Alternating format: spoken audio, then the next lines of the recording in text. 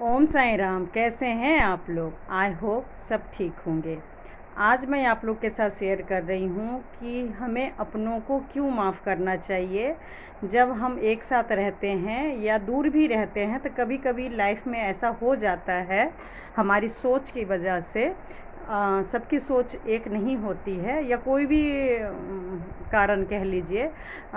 अपने ही लाइफ में अपनों के साथ प्रॉब्लम हो जाती है, तो लेकिन हमें उसको बात को खींचना नहीं चाहिए। और भले ही बहुत मेजर से मेजर प्रॉब्लम हो, उसे मतलब महाभारत का रूप ना दे तो अच्छा है। क्योंकि सभी जानते हैं कि महाभारत अगर इतिहास में हुआ था, तो पास्ट में हुआ था, तो सब बच्चा बच्चा जानता है कि नुकसान दोनों तरफ से होता है। ये मैं क्यों कह रही हूँ, ये पूरा वीडियो मेरा देखिएगा। ये पूरा वीडियो मेरी छोटी बेटी का बर्थडे हुआ था 30 अप्रैल को, तब का है। और इसलिए मैं सारा पूरा बर्थडे का ही इसमें वीडियो डाली हूँ।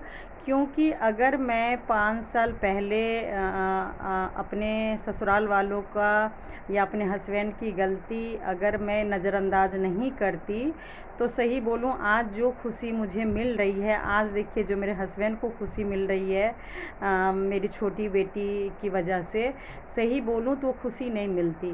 तो कभी कभी ना हमें अपनों को उनके लिए माफ़ नहीं करना चाहिए, अपनी ज़िंदगी के लिए, अपनी खुशी के लिए, अपने आने वाले फ्यूचर के लिए हमें अपनों को माफ़ कर देना चाहिए। और अगर हम सिर्फ बदले की भावना रखेंगे तो दोनों तरफ से नुकसान होगा। तो आज जो भी खुशियाँ भगवान मुझे दे रहे हैं या मेरे हस्बैंड को दे रहे हैं या मेरी बड़ी बेटी को दे रहे हैं, ये सब कुछ भी नहीं होता। आज हमारा लाइफ बहुत ही बेकार हो चुका होता गुस्से के कारण। और ससुराल वाले तो छोड़िए, हस्बैंड भी साथ में नहीं होते।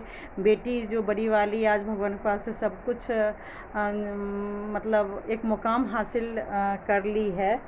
आगे भी भगवान ने चाहा तो सब कुछ आगे करेगी। और छोटी बेटी देखिए, भगवान ने जो मुझे दिया है वो कभी नहीं मिलता, क्योंकि मैं तो बदले के भावने में रह जाती और ये जो खुशी था वो नहीं मिलता। तो मैं जो कहानी 5 साल पहले का कई वीडियो से बता रही हूँ, तो आज के वीडियो में बताऊँगी कि मेरी छोटी बेटी मेरी ज़िंदगी में 5 साल पहले कैसे आई। और सभी को मैं सबसे रिक्वेस्ट करूँगी कि अपनों को माफ़ कर दीजिए। अपने को माफ़ करने में भलाई है। अगर अपना अपने बच्चों का भविष्य चाहते हैं तो मतलब क्या बोलूँ, मतलब माफ़ करने बहुत शांति मिलती है, सुकून मिलता है। और ऊपर वाले ने अगर आपका नीयत साफ़ है तो सच में खुशियों से झोली भर देते हैं। तो ये मेरा सच में खुद का एक्सपीरियंस है। मेरा एक्सपीरियंस सिर्फ रोने धोने या गम तकलीफ़ का ही नहीं है। सच में मैक्सिमम भगवान ने मुझे बहुत खुशियाँ दिया है। और जो लोग इमोशनल होते हैं वो थोड़ी सी अपनों के साथ अलग होने पे या गलत व्यवहार होने पे कुछ ज़्यादा ही इमोशनल हो जाते हैं। तो उसी में से मैं हूँ। लेकिन इसका मतलब ये नहीं है कि मतलब अपने जीने का हक़ नहीं है या हमें खुश रहने का हक़ नहीं है। और मैं भी मतलब अपनों को माफ़ इसलिए की ताकि मेरा आने वाला कल अच्छा हो जाए। और जो मेरे अपने हैं, मतलब कौन है ससुराल वाले या मैके वाले या हमारे फ्रेंड, जो भी मान लीजिए हमारे लाइफ में प्रॉब्लम क्रिएट करते हैं, सच बोलूँ तो भगवान ने हमें अपना भगवान ने बनाया है। तो बर्तन दो जब एक साथ रहती है तो खटकती है, तो प्रॉब्लम होती है। लेकिन हमें मतलब नज़रअंदाज करना चाहिए, ताकि हमारा जो ज़िंदगी है हमारा या हमारे अपनों का खुशियों से भर जाए।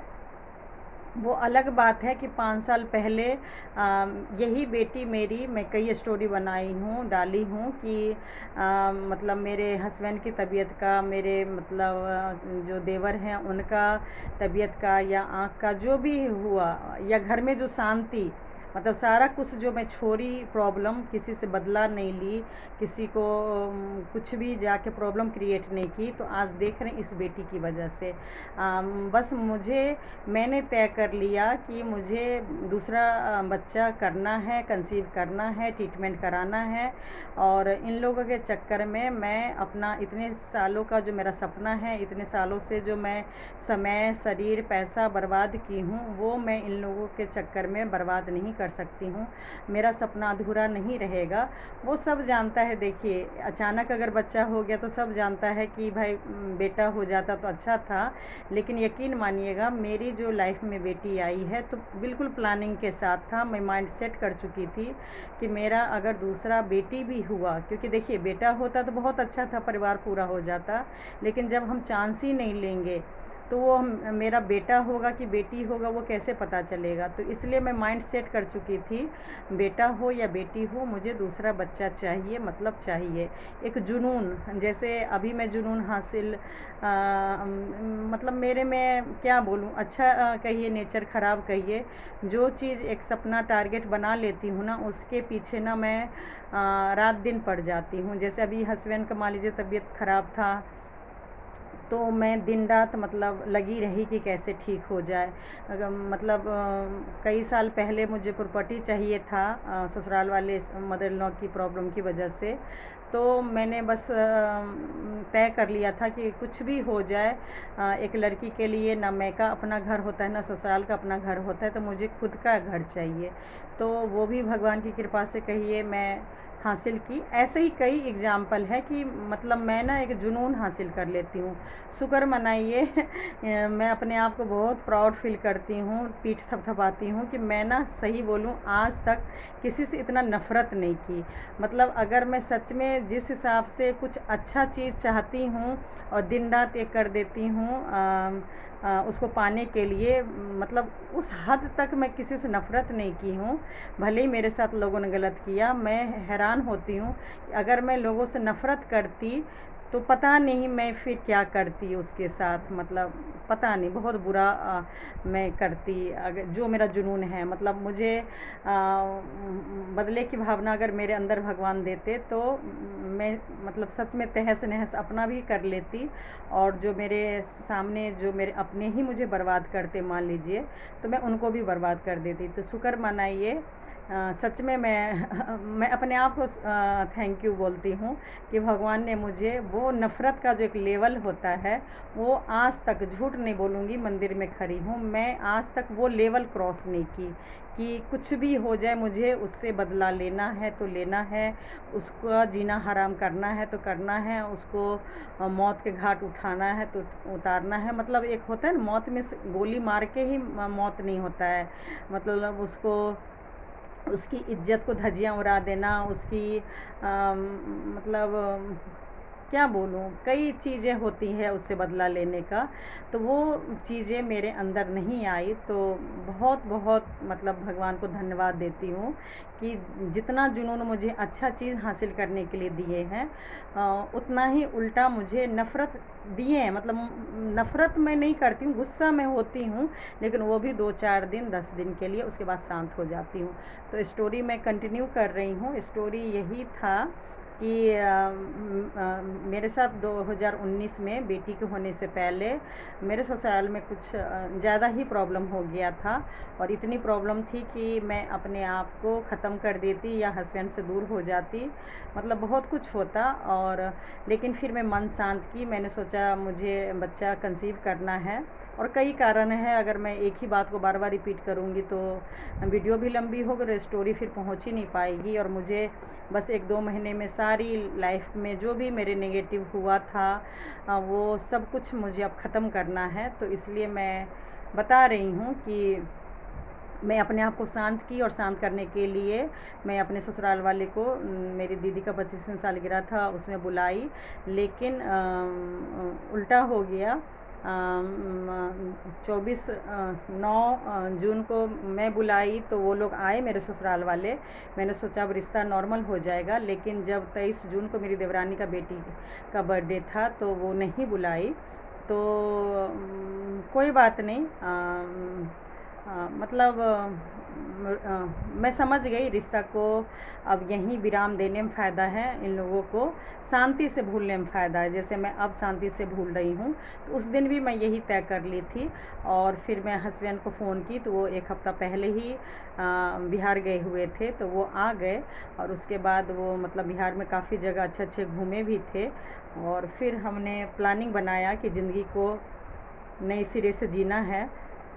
तो वैसे तो मैं मार्च में बड़ी वाली का बेटी का बर्थडे था, तभी हम लोग शिरडी हो आए थे, भगवान का दर्शन कर लिए थे कि हम अब दूसरा बच्चा जो काफ़ी सालों से इलाज चल रहा है, तो वो अब रिज़ल्ट का टाइम आ गया था। 26 मार्च 2019 में ही मतलब हम लोग शिरडी में बड़ी बेटी का बर्थडे मनाए थे।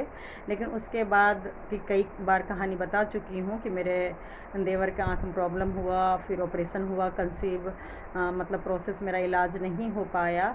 और अगर मई महीना में इलाज हुआ भी, तो क्योंकि मैं बहुत ज़्यादा टेंशन में थी, यही देवर देवरानी की वजह से आँख का रोशनी नहीं आया, या प्रॉपर्टी मेरे फादर इन लॉ ने देवर को दे दिया था, मतलब कई कहानी मिक्सअप हो गई थी। और मैं तो काफ़ी माफ़ करके, क्योंकि मुझे बच्चा चाहिए था, कंसीव मुझे करना था, तो मैं तो बार बार माफ़ कर रही थी। लेकिन क्या ग्रह था नहीं था, वो बार बार सामने आया। और 24 मई को तो मतलब मेरा बच्चा, उससे पहले ही मेरा इलाज प्रोसेस ख़राब हो गया था। मई में जो मैं कंसीव करती वो नहीं कर पाई, काफ़ी इलाज हुआ था, सुई लगे थे, शरीर में भी प्रॉब्लम हुआ था, पैसे भी खर्च हुए, लेकिन मैं माँ नहीं बन पाई मई महीना में। और उसके बाद एक तरफ तो देखिए भगवान ने मुझे ये दुख दिया, यही मैं देवरानी के लिए मुझे बस यही बुरा लगता है कि वो भी लेडीज़ ही है, और सब कुछ जानती थी कि मैं माँ बनने के लिए कितना तड़प रही हूँ, कितना परेशान हूँ, शरीर के साथ मेरे साथ क्या क्या हो रहा है, पैसे मेरे कितने खर्च हो रहे हैं, हस्बैंड मेरा बिल्कुल भी साथ नहीं दे रहे हैं।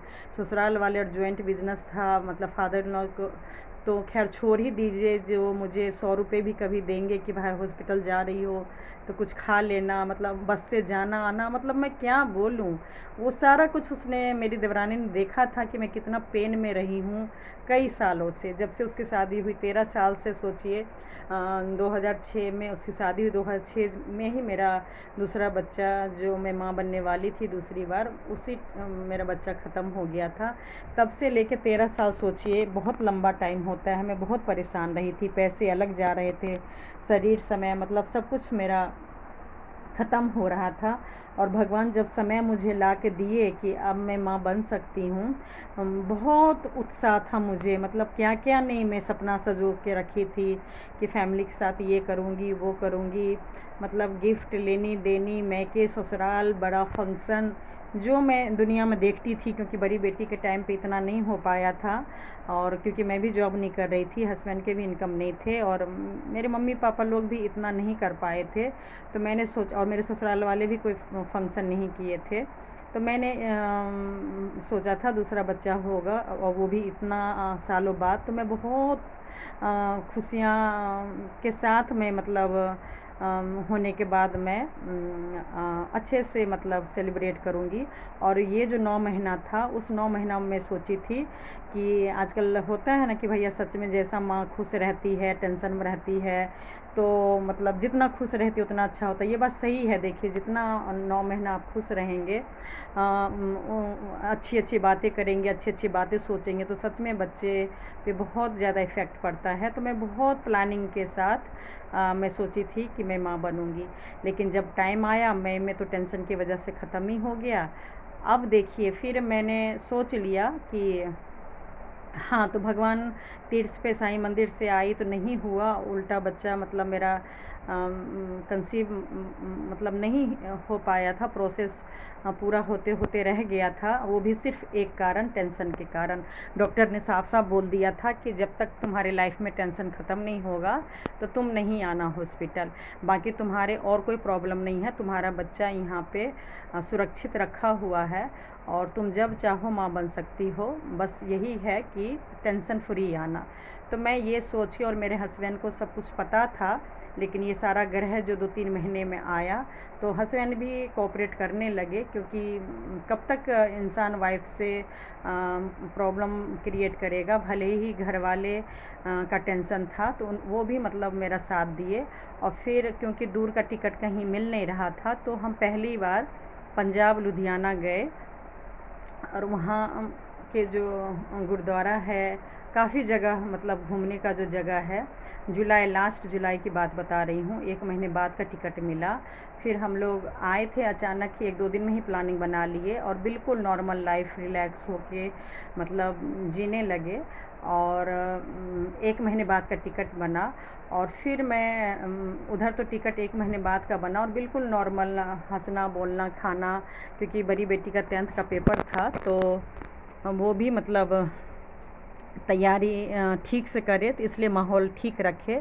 और मैं और मेरे हस्बैंड का रिश्ता अगर ठीक होता तो धीरे धीरे हमने टाइम दे दिया ससुराल वाले को, गैप बना लिया थोड़ा सा, क्योंकि वो लोग तो खैर वैसे भी जब भी प्रॉब्लम होता था तो नहीं आते थे, मैं ही पहल करती थी। लेकिन इस बार मैंने पहल नहीं किया और नॉर्मल रिलैक्स अपने आप को कर रही थी, क्योंकि बस मैंने मकसद बना लिया था कि मुझे माँ बनना है।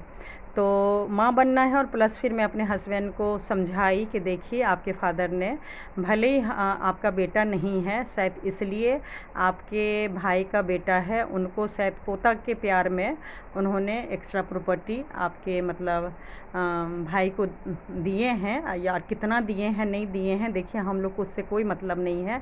लेकिन बस एक ही कारण हमें नज़र आता है, ना आपने लाइफ में इतना गलती किया ना मैंने किया, वो तो देखिए भगवान जानता है, वो आपके मम्मी पापा भी जानते हैं, वो आपका भाई भी जानते हैं, सब जानते हैं कि हमने ऐसा कोई पाप नहीं किया। हस्बैंड वाइफ की प्रॉपर्टी से बेदखल करे तो वो एक पोता के प्यार में उन्होंने किया है। तो दूसरा बच्चा तो अगर भगवान को देना होगा तो वो तो देंगे ही, वो तो 1-2 महीने बाद मतलब मुझे जाना ही जाना है इलाज के लिए, और भगवान का दर्शन करने के बाद ही जाएंगे। बीच में अभी 1-2 महीना टाइम है, और ज़रूरी नहीं है कि आपका प्रोसेस होगा तो आप कंसीव कर ही लेंगे। तो मन को हटाने के लिए मैं बार बार कई वीडियो बनाई हूँ कि जब बहुत बड़ा प्रॉब्लम हो तो उस टेंशन को दूर करने के लिए अपने आप को कहीं और इंगेज कर लीजिए, कहीं और बिजी कर लीजिए। अगर कोई एक सपना टूटा है ना तो आप कोई और सपना देखना शुरू कर दीजिए और उस पर काम करना शुरू कर दीजिए। भगवान सच में पूरा करते हैं, और मन आपका ज़रूर जो भी टेंशन हुआ है उससे दूर हो जाएगा। कहते हैं एक दरवाज़ा बंद हुआ है तो आप दूसरा दरवाज़ा भगवान खोल देते हैं। तो मैं हस्बैंड को बड़े अच्छे से समझाई कि देखिए वैसे तो हमने प्रॉपर्टी लिया ही है, कुछ ही साल पहले मैंने एक प्रॉपर्टी लिया था, और एक प्रॉपर्टी अभी और मिलने वाला है, अभी हाल फिलहाल में ही मिलेगा। तो उस प्रॉपर्टी के भी मतलब पैसा काफ़ी देना बाकी था, तो हमारे पास पैसा था भी नहीं। और 2013 में तो बताई थी, कई बार वीडियो बनाई हूँ कि बहुत लाखों मतलब 50-60 लाख से भी मतलब सोचिए, आज तो 1-1.25 करोड़ से भी ऊपर होता, अगर बैंक में रखे होते तो 1-1.5 करोड़ का होता। लेकिन चलिए कोई बात नहीं, वो हमारे किस्मत में नहीं था। कई लोग कहते हैं कि तुम देवर देवरानी को क्यों माफ़ करती हो, उसकी गलती को, तुम बड़ी हो, तुम कभी भी तुमको क्यों मतलब होता है ना कि नहीं झुकना चाहिए, नहीं वो करना चाहिए। तो मैं यही कहती हूँ कि जो हमारे नसीब में होगा वो मिल के रहेगा। जब हमारी खुद की कमाई हमारे पास नहीं रहा तो फादर इन लॉ ने आखिर ज़िंदगी में क्या कमाए और क्या है उनके पास प्रॉपर्टी, वो खैर भगवान ही जानता है। मेरा तो छोड़िए, मेरे हस्बैंड ने भी कभी भी ना हिसाब लिया ना पूछा। कई लोग अभी भी फ़ोन करते हैं, भड़काते हैं कि तुम्हारे दादा का प्रॉपर्टी पे हिस्सा होना चाहिए, गांव में ये प्रॉपर्टी था, ये प्रॉपर्टी था, तुम्हारे हस्बैंड का भी हिस्सा होता, क्यों नहीं बोले। तो हम लोग यही बस एक लाइन बोलते हैं कि देखिए जो हमारे नसीब में होगा, मेरी बेटी के नसीब में होगा, वो मिल के रहेगा। और ये दोनों मेरी बेटी है, मेरे भी दादा थे तो 2 साड़ी ही दिए थे, उसके अलावा कुछ नहीं दिए थे। लेकिन आज भगवान की कृपा से मेरे पास क्या नहीं है। तो अगर भगवान ने ये दोनों बेटी अपनी किस्मत लेके आई है, माँ बाप और दादा दादी के देने से कुछ नहीं होता है, ये दोनों बेटी की किस्मत में जो लिखा होगा वही होगा।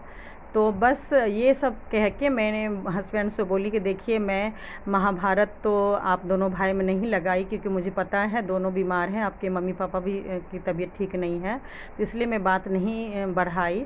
लेकिन एक मैंने कसम लिया है कि अगर आपके पापा मेरी वजह से आपको बेदखल कर रहे हैं कि मेरी बड़ी बहू के पास प्रॉपर्टी है और इसलिए मैं सब प्रॉपर्टी छोटा बेटा और बहू को दूंगा और बड़े बेटे को भी नहीं दूंगा। अगर मेरी वजह से अगर आपके पापा के मन में पाप आया है और बेटा के कारण ना पोता के कारण अगर वो हमें नहीं दे रहे हैं, तो देखिए ना मेरी गलती है ना आपकी गलती है कि आपको बेटा नहीं हो रहा है या हमें मतलब बेटा नहीं हो रहा है, वो तो भगवान जाने, वो हमारे हाथ में नहीं है। लेकिन अगर हम दिन रात मेहनत करेंगे, सेविंग करेंगे, लोन लेंगे, गोल्ड कुछ है वो बेचेंगे, तो कुछ ना कुछ करके, क्योंकि मुझे ज़मीन लेने का शुरू से शौक़ था, सपना था, लेकिन नहीं ले पाई, तो एक फ्लैट तो हो गया है और आगे भी हो जाएगा, बस ज़मीन लेना है। तो मैंने बस सोचा छोटा ही सही, भले ही दूर में होगा, क्योंकि पास में तो हमारे बजट में होगा नहीं, तो ज़मीन ले लेते हैं। तो झूठ नहीं बोलूँगी, मेरे हस्बैंड जो भी जान पहचान के थे, तो उस टाइम 1-2 महीना उन्होंने ज़मीन देखने का भी काम किए और मुझे भी लेके गए थे। लेकिन बस कुछ गए ही थे, बात हो ही रहा था, क्योंकि उस टाइम मैं अकेले नहीं लेती, मेरे मम्मी पापा और मेरी बहन सब लोग मिल के लेते। तो मम्मी पापा या बहन मुझे अगर हेल्प कर देते तो बिना ब्याज का ही मैं उन लोगों को धीरे धीरे चुका देती। मतलब हम तीनों चारों का, दोनों बहन और मम्मी सब लोग साथ में ही ले रहे थे, तो मैं नोएडा में ही ले रहे थे। तो उस टाइम तो काफ़ी सस्ता था, 5 साल बाद तो देखिए काफ़ी, मतलब 5 साल में डबल से भी ज़्यादा हो गया है। तो किस्मत से देखिए प्रॉपर्टी ना मैं ले पाई ज़मीन, और ना मेरे मम्मी ना दोनों दीदी, तो पता नहीं क्या किस्मत में लिखा है। अभी तक तो खैर नहीं हो पाया, लेकिन उस टाइम पे मेरे हस्बैंड कोशिश किए और आगे देखिए भगवान की मर्ज़ी है। मैंने कोई ऐसा कसम नहीं लिया था, बस ये बोला था कि अगर आपके पापा मेरी वजह से अगर आपको बेदखल कर रहे हैं, तो मैं आपको और प्रॉपर्टी दूँगी, चाहे मैं जैसे भी दूँ, दिन रात मेहनत करूँ। और सही बोलूँ, जब से मेरी ये छोटी बेटी हुई है, 3-4 महीने की थी, मैं तब से ही मेहनत कर रही हूँ ऑनलाइन जो काम है।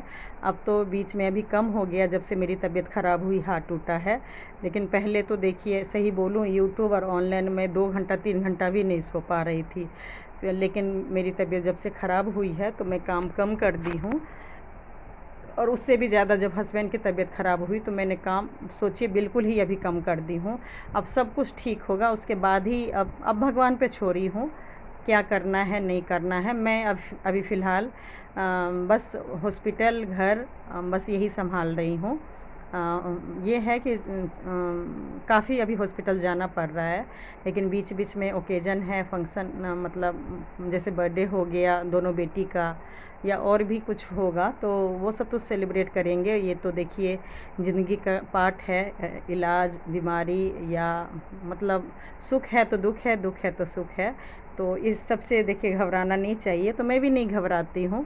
और बस उसके बाद क्या हुआ, प्रॉपर्टी फ़ाइनल तो नहीं हो पाया, इसलिए फ़ाइनल नहीं हो पाया क्योंकि ये बेटी को आना था। फिर लास्ट जुलाई आ गया, हम मतलब पंजाब गए, पंजाब से घूम के आए। लेकिन लास्ट में क्या हुआ, जिस दिन आ रहे थे उसी दिन बहुत मुझे, गर्मी का मौसम था, बारिश थोड़ी सी हो गई ट्रेन में, बूंदाबूंदी से मैं भीग गई थी, और फिर मुझे खांसी हो गया था बहुत ज़्यादा, बहुत ज़्यादा। तो 1-2 दिन में ही बहुत ज़्यादा खांसी हो गई, और लेकिन मुझे 1 अगस्त को, 2 अगस्त मतलब मुझे वहाँ हॉस्पिटल भी जाना था, शायद 1 अगस्त।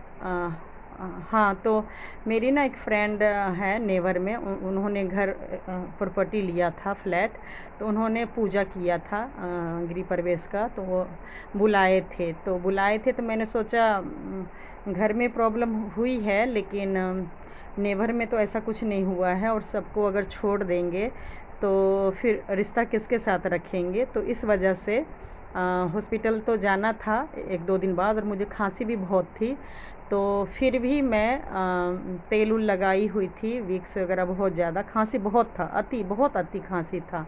और फिर भी मैं शैम्पू करके और क्योंकि आप कोई पार्टी में जाते हैं तो बीमार बन के तो जाएंगे नहीं। और मैं फिर उनके उसमें गई इलाज। हाँ, हॉस्पिटल से मैं हो आई थी एक दिन पहले, और इलाज मेरा प्रोसेस चालू हो गया था। और फिर मैं उनके फंक्शन में गई तो सही, लेकिन नीचे कार था, लेकिन वो लोग ने भी एक बार नहीं बोला जाओगे कि नहीं जाओगे। क्योंकि मैं पहले भी बताई हूँ, पहले मेरे father in law mother in law को कहीं भी जाना था पार्टी फंक्शन में, हमेशा मेरे हस्बैंड के साथ ही गए, हमेशा हस्बैंड के साथ गए। लेकिन इस बार वो लोग अपने ही मतलब जब से प्रॉपर्टी के बारे में नहीं मालूम था, तब उससे पहले मेरे हस्बैंड के साथ बहुत ही अच्छा रिश्ता था। मतलब छुपा के मतलब प्रॉपर्टी ले भी रखे थे, लेकिन रिश्ता नॉर्मल जो घर में बाप बेटे माँ बेटे का होता है, भाई भाई का होता है, वैसे ही था।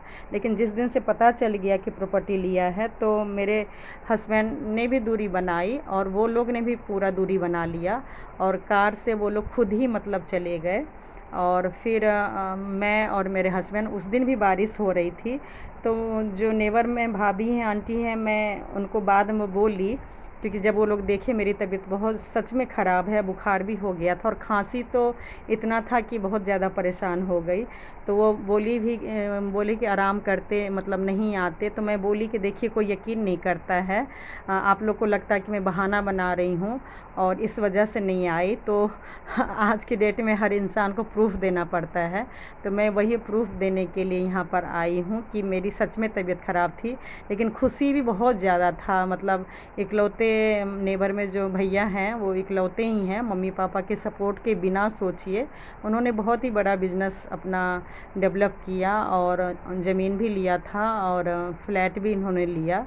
तो ये मुझे ऐसे लोग ना, जो सच में दिन रात मेहनत करके, चाहे जेंट्स हो चाहे लेडीज़ हो, सच बोलूं, और जो अपने माँ बाप को केयर करे, अपने पैसे से घर चलाए, क्योंकि हर लेडीज़ का सपना होता है। तो मुझे ऐसे लोग, सच में कसम से बोल रही हूँ, मेरी बेटी सामने है, पता नहीं क्यों लोगों को तो अपनों से ही जलन इतना करवा देते हैं, पता नहीं कैसे। अब मुझे ना, सही बोलूँ, जो तरक्की करते हैं ना, कसम से बोल रही हूँ, मुझे जलन नहीं होता है।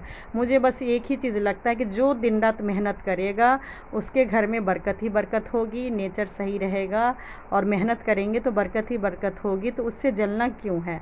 हाँ, अगर हमें जलना नहीं चाहिए, उल्टा हमें नकल करना चाहिए कि अगर वो मेहनत कर रहे हैं तो हम भी मेहनत करके हासिल कर सकते हैं। तो बस यही हुआ। फिर उसके बाद मेरा इलाज चलते रहा, और पूरे महीना मैं डेली एम्स में जाती रही। प्रोसेस ही ऐसा था कि डेली इंजेक्शन, 2-3 इंजेक्शन मतलब लगता था कमर में, पेट में, बहुत ज़्यादा पेनफुल। और आके मतलब आराम वगैरह होता नहीं था। सुबह भी खाना बना के जाती थी, सोची थी काम वाली रखूँगी, मकान भी फर्स्ट फ्लोर वगैरह देख रही थी, लेकिन ये सब के लिए टाइम नहीं मिला। और क्योंकि ज़्यादा जितना लेट होता उतना ही सोचिए कि मैं माँ फिर नहीं बन पाती, तो ये सब भी मैं कुछ नहीं कर पाई। और उसके बाद बेटी का 10th था, अगर वो सब देखती तो फिर बहुत लेट हो जाता। और फिर कहते ना, जब होना होता है तो होके रहता है, जब नहीं होना होता है तो नहीं होता है। तो मैं तकलीफ़ प्रॉब्लम में तो थी, लेकिन फिर भी मैं रिलैक्स हो गई थी, कसम से बोल रही हूँ। मैं सबको बिल्कुल, बस मैं ये सोची थी कि नीचे रहते हैं, लेकिन किसी ने कुछ भी मेरे लाइफ में नहीं किया। सब बस, जैसे मेरे हस्बैंड गुस्से में बोल देते हैं उनको मैं माफ़ कर दी हूँ, जैसे मैं गुस्से में बोल देती हूँ किसी को, तो मैं भी अपने आप को माफ़ करती हूँ, मुझे भी लोग माफ़ करते हैं। तो ऐसे ही एक दिन ऐसा वक्त आएगा कि सब एक दूसरे को माफ़ कर देंगे। थोड़ा सा टाइम दिया। उसी बीच में मतलब क्या हुआ कि मतलब इतना बता देती हूँ, हो सकता है वीडियो फिर लंबा हो जाएगा। तो कि इसी महीने मेरा कंसीव हुआ था, जो मैं बताई हूँ, कई स्टोरी बताई हूँ कि उसी महीने के लास्ट में सितंबर में मतलब गणेश पूजा था। फर्स्ट वीक में मतलब जन्माष्टमी, और उसके बाद गणेश पूजा। तो मुझे गणेश पूजा के बाद जब पूरा पूजा हो गया था तो पता चला था कि मैं माँ बनने वाली हूँ। तो ये वीडियो उसी के स्पेशल था, इसलिए मैं बोल देती हूँ, पता चला वीडियो ख़त्म हो जाएगी।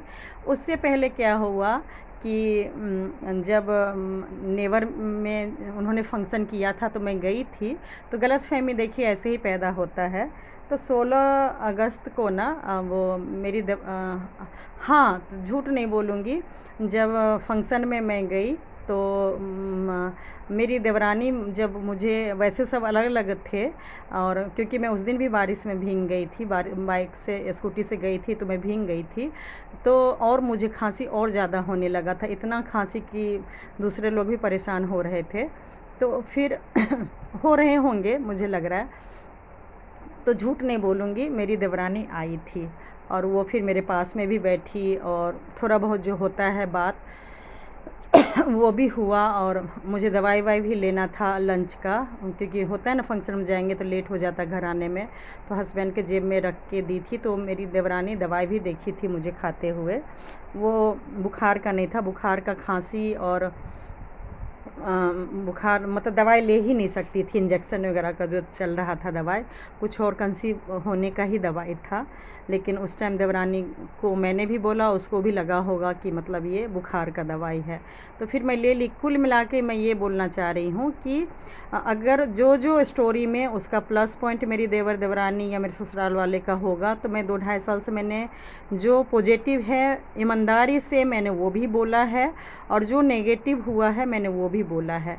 अब वो नेगेटिव क्यों हुआ वो बस एक इस ज़िंदगी में पहेली बन के रह जाएगी, क्योंकि कुछ चीज़ें मुझे भी नहीं पता कि इतना पॉजिटिव रिश्ता इतना अति नेगेटिव कैसे होगा। मैं जितना ख्वाब देखती थी और मतलब मन में ठान रखी थी कि कुछ भी हो जाए, ये रिश्ता बिल्कुल बहन फ्रेंड की तरह ज़िंदगी भर रहेगा। बहन तो फिर भी दूर रहती है, लेकिन हम लोग ज़िंदगी भर एक साथ रहेंगे। और चाहे मैं दूसरी बार माँ बन जाऊँ तो हम लोग मिल के पालेंगे, जैसे मैं अपनी देवरानी के बच्चे के साथ सपना देखी थी, उसके साथ मैंने जिया था। तो अब देवरानी मेरे साथ रहेगी, वो बहुत खुश होगी अगर मैं माँ बन जाऊँ तो उस दिन उसने काफ़ी पॉजिटिव से रही। और फिर हम लोग घर आ गए, मैं स्कूटी से ही फिर घर आ गई, फिर मेरा इलाज चलते रहा। तो हुआ क्या, सही में उसने जेठ अपनी जून में 23 जून में बेटी को तो नहीं बुलाई, जो मैं बर्थडे में, जो कि मैं बहुत गुस्सा हुई थी, बहुत गुस्सा। तो वो समझ गई थी कि ये नॉर्मल रिलैक्स होना चाह रही हैं और हम लोग नहीं बुलाए, और पार्टी में बिल्कुल नॉर्मल फिर हो गई थी, मैं भी और वो भी। मदर इन लॉ का तो देखिए, जब से मैंने बोला जब से शादी हुआ है वो बोली नहीं है, तो सही बोलूँ मुझे कोई फ़र्क भी नहीं पड़ रहा था, क्योंकि मैं उनका नेचर समझ चुकी थी, इसलिए मुझे कोई फ़र्क नहीं पड़ रहा था। और हम लोग में फादर इन लॉ से वैसे ही नहीं बोलते हैं, वैसे तो जेठ जी से भी नहीं बोलते हैं, लेकिन मैं अपनी देवरानी को तो हमेशा ही छूट दे कर रखी थी कि जो भी है आराम से बात करो, कोई दिक्कत नहीं है। लेकिन देवर जो है वो, मदर इन लॉ और देवर मेरे मतलब शुरू से ही नहीं बोलते थे, तो सही बोलूँ मुझे कोई फ़र्क नहीं पड़ा, बस बच्चे पास में आ गए। सही बोलूँ पागलपन का जो दौरा है देवरानी और बस एक बच्चे को लेके ही है, क्योंकि पूरे ससुराल फैमिली में ना बस मेरा रिश्ता अगर देखा जाए तो देवरानी और उसके दोनों बच्चे से ही रिश्ता था। मतलब father in law, mother in law और देवर जी से नफ़रत नहीं करती थी, दुश्मन नहीं थे, लेकिन रिश्ता इन लोगों से था।